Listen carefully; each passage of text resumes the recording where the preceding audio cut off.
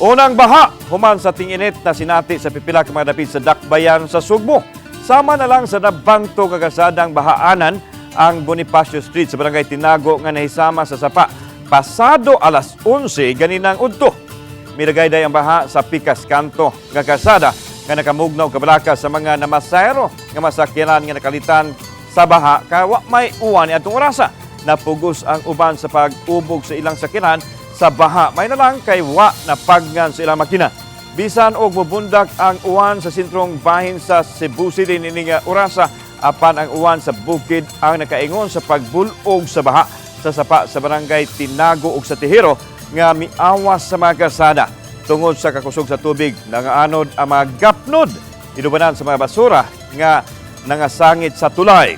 Ang problema sa baha, ang kaniadto rang gitutukan sa LGU sa Dakbayan pinaagi sa gubat batok baha nga nasugdan ang panahon sa tinginit o karon nga tinguan ilan usab kining ipadayon.